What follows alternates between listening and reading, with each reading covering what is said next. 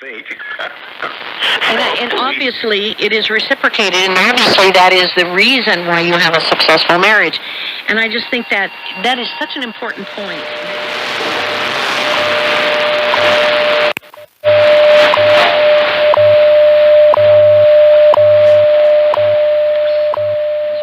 Him on a lady's dress. He felt it. So he was touching and healing individuals, for example. Everywhere he went, they were all one solitary leper.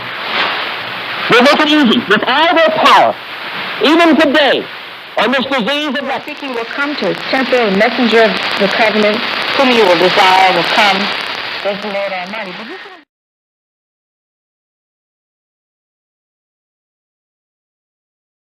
give you some information on how you can help us to continue this project.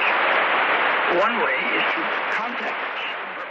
Are you InfoWarsShop.com? You're listening to Worldwide Christian Radio, WWCA.